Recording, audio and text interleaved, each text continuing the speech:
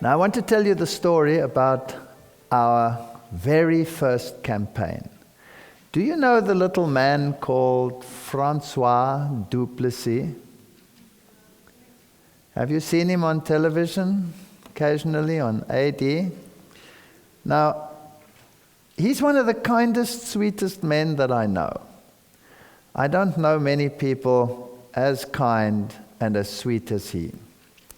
I've never, ever, in 26 years, heard him say anything bad or negative about anyone else. If someone was mean to him, I would go to him and say, "How dare they speak like that to you?" And then he would say, even if it was the high priest, he would say, "My high priest has not had me flogged yet." So he always has a kind word, even under the worst of circumstances. And the very first time we had a campaign in a little town called Paarl. Now, I was brand new to this. I come out of atheism, and now I was on the other side of this war game. And I think God wanted me to understand that there are principalities and powers that are working behind the scenes in this war. So I had to drive every evening after work, because I worked at the university, and we took part in this evangelistic campaign, and it was evening lectures in this town, and we had to drive about 50 kilometers there and 50 kilometers back, maybe a little less, maybe 35, round about there. And I would drive to this town, and we had a double attack or a double approach. He started in one hall with the old Advent message, "Dead men do tell tales." It's about the archaeological approach. And a week or two later, I was to start with a health seminar. And so we wanted to invite the people to this church. Now, before we even started, in this church, there were only about 4 active members still. That's why we wanted to do a campaign then. And there were about 20 or so backsliders who never ever came to church anymore. And so we had to first prepare this church, but they didn't want to. They didn't want to take part in evangelism. They had it, and the backsliders were, well, they were difficult people.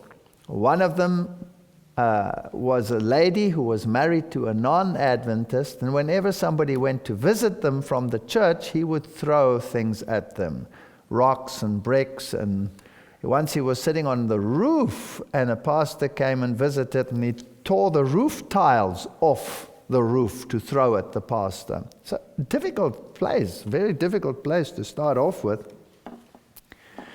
And when I drove there in the evenings and I drove back, in between the towns, in the middle of nowhere, my car would stop. Have I told you this story before? No. My car would stop, and all the lights would go off, and nothing would happen. And then I'd pray, because it's late at night, you can't go anywhere, there's nowhere you can walk to, it's just dark all around. And I'd wait 20 minutes, sometimes half an hour, sometimes 1 hour, hoping some car would come by and say, "I've got a problem," and then my lights would come on, and I'd drive home. And every night, when I came to that particular spot, the exact same spot, the same thing would happen. And this happened night after night after night. And we had some horrendous experience. Once we were coming back from church, it was a Sabbath, my wife and I and the children in the car, and we came to this spot, and I realized, here's our spot. Now it's the day, so it's not so bad. But there was a dog sitting in the road. Some bull mastiff, a beautiful dog. And he was sitting in the opposite lane to the one in which I was driving. And I said, that dog is sitting at exactly the spot where my car always stops at night. That dog's going to run across the road just when I get there. So I'm going to slow right down so that it doesn't happen. So whatever happens, it's not going to be me that runs over this dog. And a big truck, like a pickup truck, like one of yours, came from the front, and the dog was sitting in his lane, and I thought this person would now stop. And as we got to the dog, he drove over the dog. And the dog was in pieces. And I was so furious because I thought, that's such a horrendously mean thing to do. And I turned around and we raced after this car, but we couldn't see anyone inside. And in the distance there was a four-way crossing, and those were the only roads. There's nothing where you can drive in, and when we got there, he was gone. You couldn't see him anywhere. So these are the things that happen.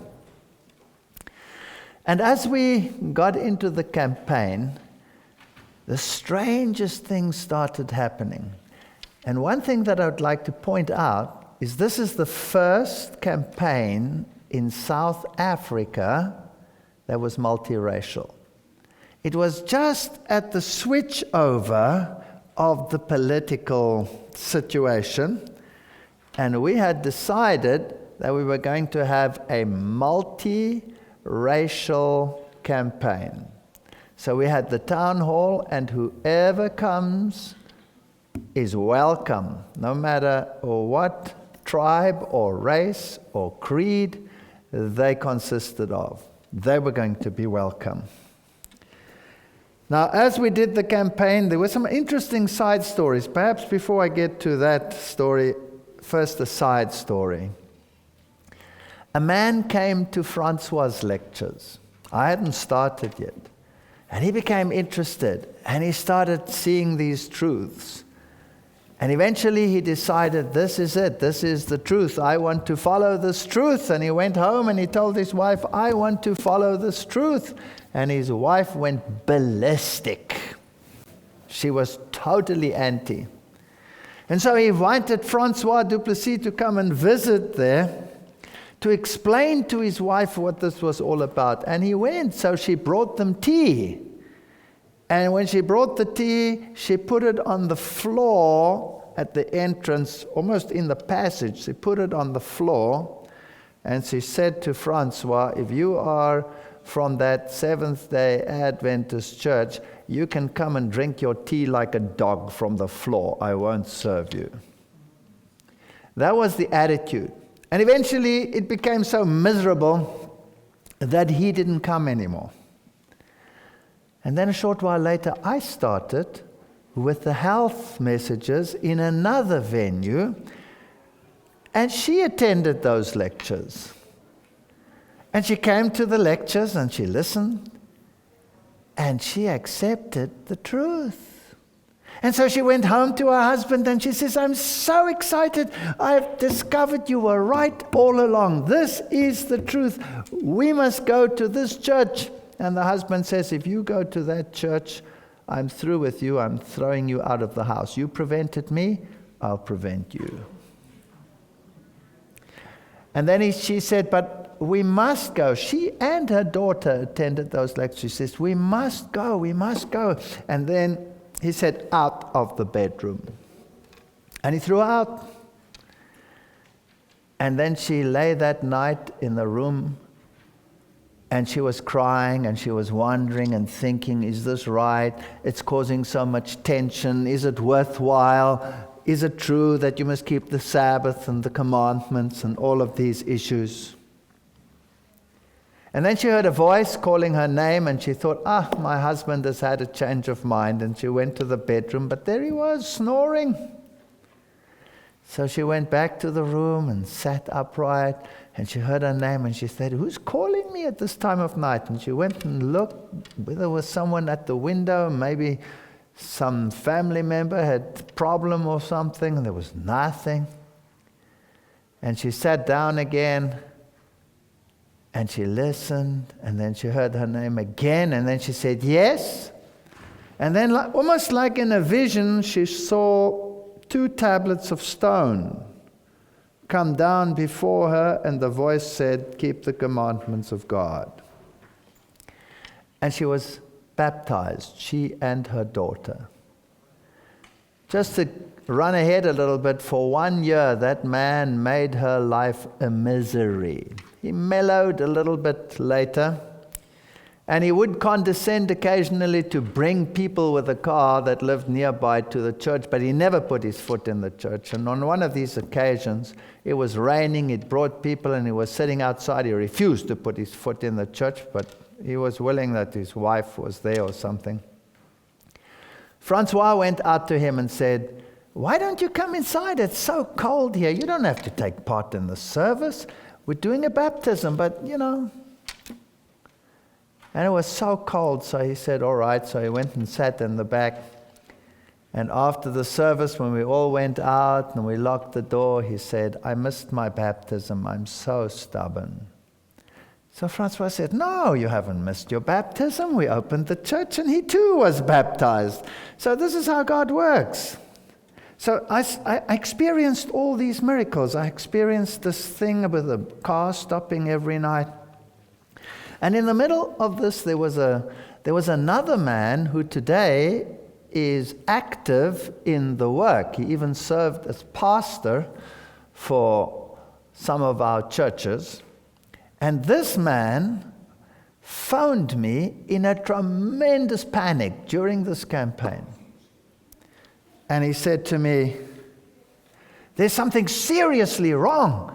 I phoned Francois Duplessis to ask him something, and a woman answered and screamed at me, and it was so demonic, and she screamed, I've got him where I want him. And I was such a fright, I put the phone down. Do you know anything about what's going on there? And I said, I have no idea.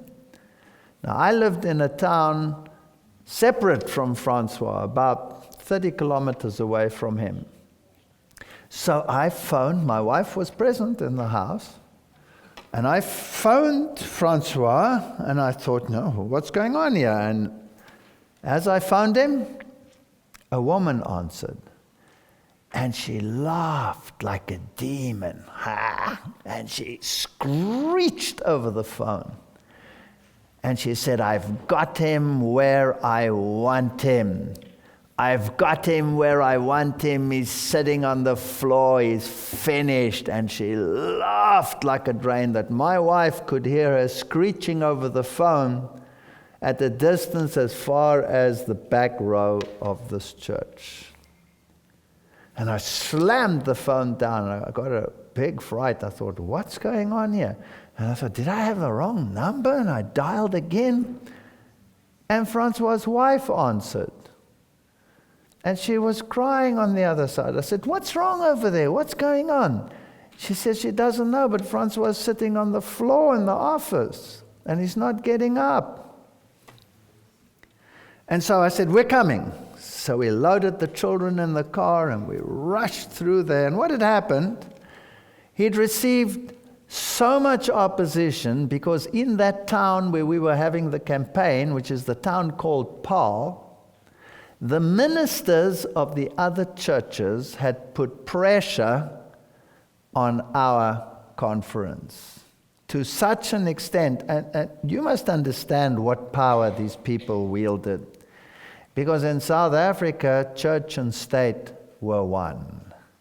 In fact, the religion that was propagated, Calvinism, preached predestination.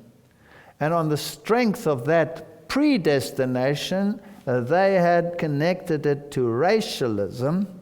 So a meeting that was multiracial would arouse tremendous opposition, not only from the populace, but also from the churches.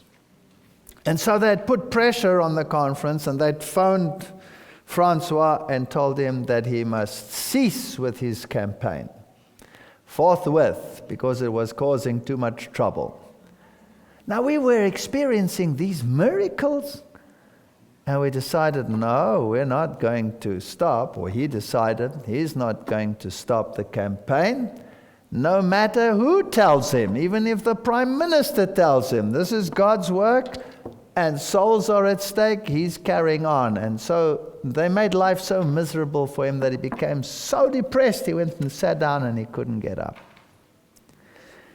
And when we got there he was, sitting in his office. And I said, what's wrong? And he couldn't get up. He couldn't move. It wasn't only spiritually, mentally, it was physical. He couldn't move. And that night he had to do a lecture. And so we said to him, what are we going to do? And we prayed and we prayed. And then we had this friend of ours, we picked him up. And he was like in a fetal position. He was like this. He couldn't get up from this stance. And so we carried him. He's a light little man. He's a short little man. We picked him up and we carried him to the car, put him in the car, drove him to the campaign, and we had to get him out in that same position. He couldn't get upright. He was down there. And we carried him into the hall and put him on the front chair. And by the time the meetings were to start, he still couldn't walk. We'd prayed, we'd done everything we could, and he could hardly talk. And we picked him up and carried him to the pulpit and put him next to the pulpit because he couldn't stand behind the pulpit because nobody could see him then. So we put him next to the pulpit and gave him the mic, and there he started to whisper his lecture. And he whispered his lecture. And as he lectured, his voice got stronger and stronger and stronger. And he rose up from the ground, and by the 15, 20 minutes into the lecture, he was the old Francois. Now, why would God permit such strange events to happen? And I realized we're not fighting against flesh and blood. These are real issues. Here are real demons that are working behind the scene to counteract God's work. That vehicle that stopped, that car that came and crushed that dog in front of my children were hysterical. They were afraid. They didn't ever want to go to that church again. And the devil did everything in his power to prevent us from going to that church and to those meetings. But it was become even more fascinating, because when the campaign finally came to an end, there were over 60 people that had made a decision to join the Seventh-day Adventist Church. Now you must understand the climate in Africa. The hatred against anything that was not state church was unbelievable. If a Seventh-day Adventist lived in a town and he passed away, then he was not allowed to be buried in the graveyards of the town. He had to be buried outside somewhere like a pauper, because the church, the Dutch Reformed Church, would not allow such a violent, vicious sectarian to be buried in their churchyards or in the public churchyards. And the word of the ministers out there was law. So here, over 60 people come into this church, but it's the first multiracial church in the country. The first one. Now this created quite some tension, because people that accepted the church, some of them were white and some of them were not white. Now the people that came in that were not white were of the colored race. The colored race. Now the colored race in South Africa is a mixture between the white race and the Hottentot and Bushman races, and also a mixture between the white race and the black race. So it is a mixture between the two, because the history of South Africa is fascinating. When the Boers first came to Africa, they didn't have wives, so they had to make do what was available, and that's how these races developed in southern Africa. But the prejudice was unbelievable. I mean, it was ensconced in law. And so the tensions broke out in this church. Terrific tensions and terrific infighting. And Francois and I, we were just trying to put out the fires. And then some of the people in a meeting said, we cannot have a mixed church. It's not possible.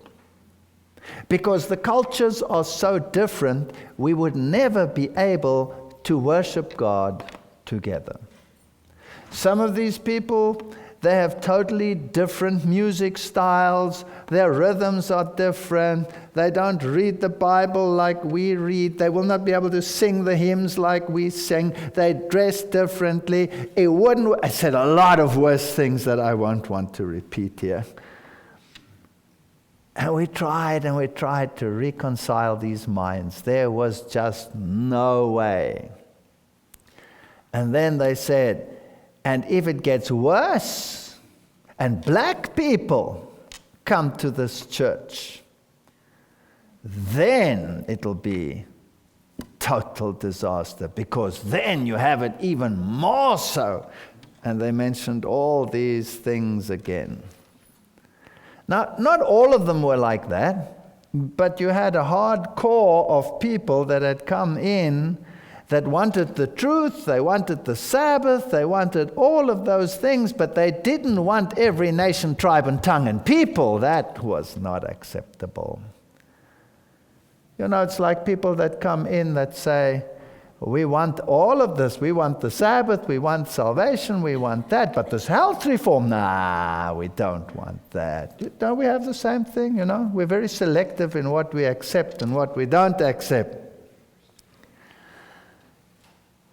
And it got to a point where the whole church was going to fall apart.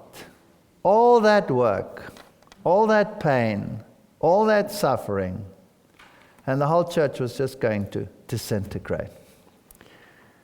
And I was doing the sermon one morning, and it was a Sabbath.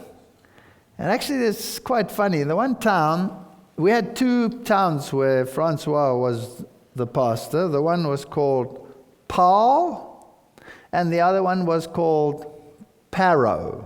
Now, it sounds different, but in Afrikaans, it's Parow and Parow. And if you say it quickly, it's Parow and Parow. Parow and Parow. So he would phone me and say, you're preaching in Parow today, and I'm preaching in Parow today, and I'd say, fine, thank you very much, and we'd end up in the wrong church. We'd end up both in the same church, and they were, 30, 40 kilometers apart, and you're supposed to start preaching, and you're in the wrong place. So it got very tricky. Anyway, he phoned me that day, and he said, you're preaching in Parow. And I said, is it now Peril, or is it Parow? And he said, no, it's Peril. So that's the church where we had this difficult church. So I went to this church that morning thinking, oh, we're going to have trouble again today. And there they were all sitting, and they were infighting, and there was aggression. And I went to the front when it was time for me to do the service. And as I went to the front, a black lady walked in the back. Now, every eye turned in horror, because this was not a colored lady. She was black. Now, the colored people come in every shade of color from light to dark. But this one was a black person of the black race. And she was dressed immaculately. Immaculately. My wife would remember the dress better than me, but every eye did that. And you could see the hair rising on some folks' heads. And she went and sat down relatively about there. And my wife was behind her and watching her. And then as the first hymn was mentioned, she got up with everyone else, and without a hymnal, she sang beautifully. And her voice rang across the audience. And we thought, this is strange, because these people had said what? They'll never be able to sing our hymns like we do. They have a totally different culture. We would have to teach them to sing the hymns. And she didn't even have a hymnal. And she sang it beautifully. And she had a Bible in her hand. And I was preaching when I did the sermon. When I mentioned a Bible text, she's got it. And then she did everything that they said would not happen. She was immaculately dressed, like any Westerner. She was singing our hymns as crystal clear and as sweet as a bell. None of the connotations and things that they thought would be involved was there. And then the second hymn and the third hymn, and it was like her voice was like the voice of an angel. And I was fascinated with her, and I kept looking at her, and I thought, wow, God, you sent a person to destroy these people's bigotedness. And after the sermon, what does the pastor do? He goes out the front, he goes down the aisle, and he stands at the back, and he greets the people at the back. Now the people come out the church, and we greet them, and I'm waiting for this lady, because I want to ask her, where does she come from? And how come she's at this church? Because there was a black Seventh-day Adventist church in that town as well. Now, why did she come to this one if there was one there that she could have gone to? I want to know. And when all the people had left, she hadn't yet appeared. And I said to my wife, who stands next to me when we say goodbye, I said to her, where is she? She must still be in there. And so we went inside to look for her. No sign of her. There's nowhere else she could have gone out. And the ground is totally fenced. There's no way she has to come past me. There was no way it could be any other way. So I believe that God sent an angel, a black angel, to destroy bigotry amongst God's people. And it wasn't very long. It was just 2 weeks or so, and all the troublemakers had departed. It was about 10 of them. They refused to stay in a church that was multiracial. That's how the first multiracial church started in South Africa. And what a privilege to serve a God who, in the final events of this earth's history, wants to bring together every race, tribe, and people, and to create one nation under God that love Him and keep His commandments. And that is what I wish for all of you, that you may understand that this is not just a message that we have. This is a separating message. This is a call to mankind to set aside all of these differences and conflicts and to come together under one banner. And the Bible says, they gathered themselves to the law of God. And if you keep the law of God, then you will love your neighbor as yourself. And you will no longer seek a place of supremacy. But I also learned something else that has caused quite a bit of strife. Listen to God before you listen to man. If God tells you to do something and someone else tells you to stop, and you know that this calling is from God, if He's telling you to do an evangelism and someone tries to stop it, it's not from God, no matter who it is who's trying to stop it. You have to obey God more than you have to obey man. And these early influences in my own evangelistic life showed me that if you do what is right, and if you persevere, there is no way that God will leave you and forsake you. He will be with you. And I've had so many occasions with the message that I bring where even our lives were in danger, and God would bring us through every single time. I will not forget in Slovenia, we were on the stage and the Orthodox militia decided to disrupt the meetings.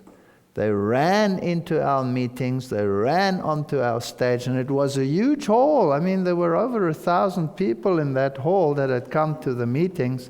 They ran to the front, they grabbed the mic out of my hand, they shoved me aside. I had a small, tiny little blonde interpreter, translator, and they shoved her aside, and I went and stood in front of her. And they told me to get off the stage, and I refused. It wasn't their stage. This was God's stage.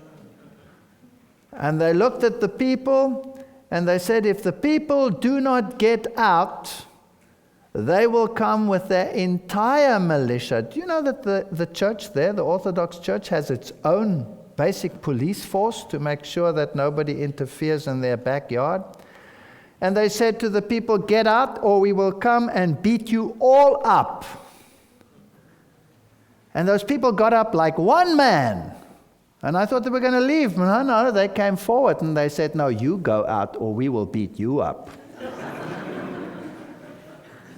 And so the man backed off a little bit and he said, I'll be back in 15 minutes and we will wipe you all out. I'm going to fetch the backup troops. And the conference president, he was there, he found the police. And the police arrived. The chief of police arrived with all of his officers and 250 policemen. And they surrounded the entire hall with their policemen, fully armed. And the chief of police and his top brass sat in the front row of my meetings. Those people arrived with hundreds of people to come and attack our hall. And the chief of police took a law, or told them that there was a law where he could arrest them and put them in jail for public violence without a trial for months. And so they didn't attack us, and I did that entire campaign under police protection. And that taught me something else. If your audience is too small, God will enlarge it. So, in this battle, let us stay faithful and let us preach the message. I've learned something else, and that is that the devil will always wage war if you preach God's truth. You will always be in a war. But you have to learn to accept the fact that you have no might over him, no control over him. You have to just go forward and leave the consequences to Him. And He will not leave you nor forsake you. I remember we were doing this campaign, and I was doing a campaign in Cape Town, and I was living in a town called Somerset West. And during that campaign, a prominent evangelist actually came into the truth. His whole family came into the truth. But the devil was so mean, and he tried to make it impossible for me to do that campaign. And he doesn't normally, under those circumstances, attack me directly. He will attack my wife, or he will attack my family. And so my wife had an operation, and we warned the doctor about certain things, and he ignored us totally. And she nearly died after that operation. It was quite a thing. And that night she was at home, and I had the campaign going, and the doctor came and said, we must rush her to hospital. She doesn't think that she's going to survive.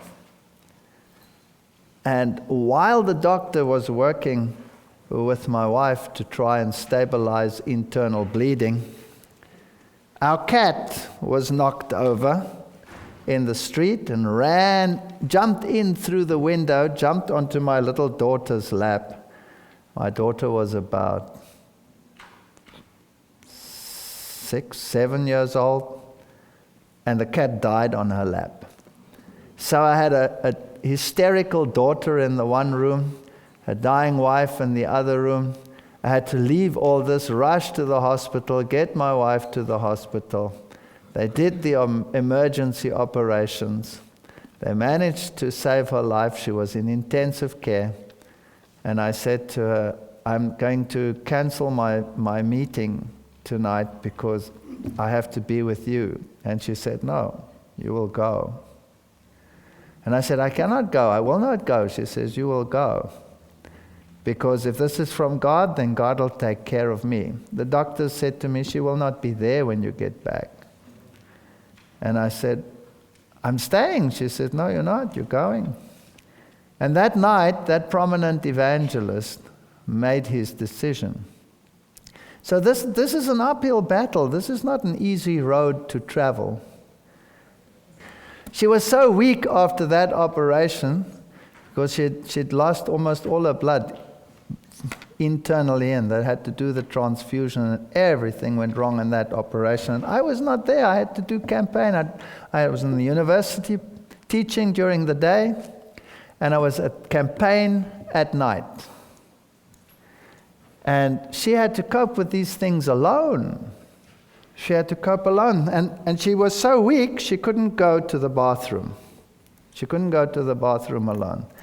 And we had no money because after I had become a Seventh-day Adventist, I had to experience how all my funds just went down the drain. And we were so poor, we had no money to get help or someone to look after her. And we were new and in the Adventist church, and we are proud people. You eat your shoes before you ask someone for help. That's also stupid, by the way. And she had to stay at home alone when I went to the university. Now, fortunately, at the university, if your classes are finished, you can nip home. It wasn't too far to help her. And so in the morning, I would prop her up in the bed and bring her breakfast and feed her and get the kids ready and do all the things that a wife normally does. And then I would leave, but I wouldn't be able to come back, let's say, till after lunch. So I helped her with the bathroom things and hoped nothing would have to happen until I got back after lunch, and I'd give her a little plate of food. And she always liked fruits and things like that, so she had fruit and bread and avo and all of these things right there next to her bed that she didn't have to get up because she was too weak to get up. And of course she was alone in the home, the children in school, she's alone in home, no one to help her, she's weak, and she was feeling very, very depressed. And we had a dog and we had a cat, and in those days it was quite safe in our country, so the back door was always open so that the dog and the cat had access to the house but could go to the garden to do whatever they had to do. But she was so lonely. And as she was lying in the bed there, she heard a little pitter-patter coming down the passage. Now, this was very strange. What was this? And it came and it came into the bedroom, and it was a squirrel. Now, she loves animals, and so she watched this squirrel. It's a wild squirrel. And the cat would chase wild squirrels and catch them and kill them. And this squirrel walked past the dog and past the cat. And the cat and the dog did nothing. And the squirrel would come, and the squirrel jumped onto her bed. And then the squirrel would come up to, and it always happened around about lunchtime, and he'd come up to her plate. And so she would share her avocado with the squirrel, give him half, and he would eat half out of his little shell. And then he'd go lie next to her on the chair, stretch himself out in the sun, and go to sleep for half an hour next to her. And this kept her buoyed up and happy. And this happened for 6 weeks, every single day. Every single day for 6 weeks, lunchtime, that little squirrel came down the passage, jumped onto her bed, comforted her, ate a little bit with her, slept with her, and then went out. And after 6 weeks, when she was capable to get up again and to start moving around the house and walking, the squirrel didn't come into the house anymore. He just stayed in the trees outside. And as she got stronger, one day she was standing there at the kitchen, and she looked out, and the squirrel was in the tree. And the squirrel came running down the tree, down the stem, and he came rushing into the house. And he ran up her leg, onto her shoulder, ran down to the other side, down the other leg, and ran up onto the tree. And from that day on, the squirrel was gone. It never came back again. Now, what are the lessons in these stories? You know, God is in the detail. He's not only in the big things, He's in the little things. He cares about you. And that is what makes us so determined to carry on no matter what. Because it doesn't matter what the devil throws at you. God is there to comfort you. And we're still here, aren't we? Yes, sir. We're still here after all those times. I was lecturing in Durban. That's one of the big cities in South Africa. It's about 4 times the size of Vancouver. So you get an idea of what size it is. And I was lecturing at the University of Durban-Westville. We had the facilities there. And in the middle of my lecture series, and that was it was a tough lecture series. It was still part of that total onslaught series that causes so much trouble. But it brings so many people. So trouble, as long as there is fruit, is fine by me. And all of a sudden they shouted, "Please rise." And everybody had to get up.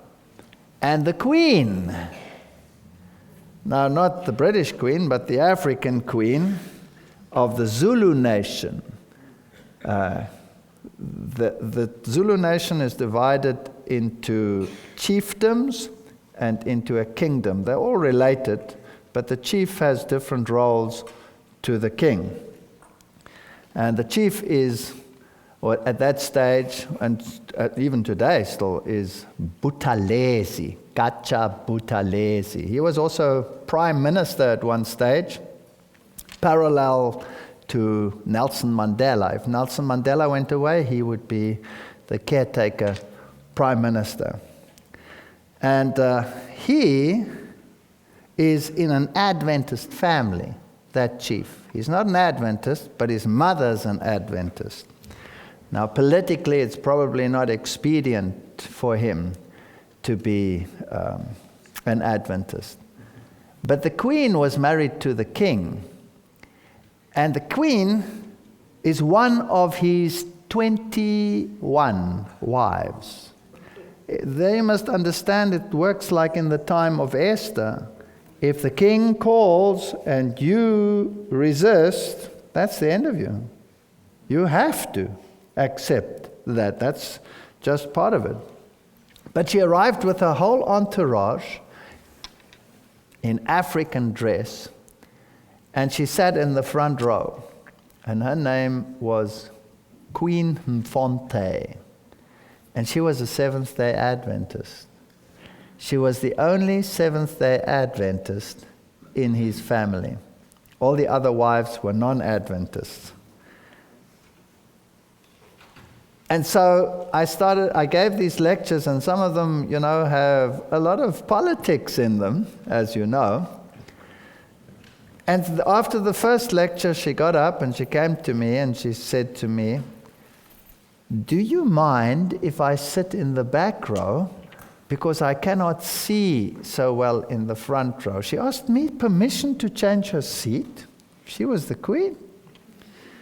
And so she phoned the king and asked him whether she could stay for another lecture, and he gave permission. Now, when that queen comes in, she doesn't come in by herself. Her bodyguards are there, about 5 or 6 bodyguards. Members of state are always with her to make sure everything is good and proper and right. So here was a whole entourage of high government officials in that meeting.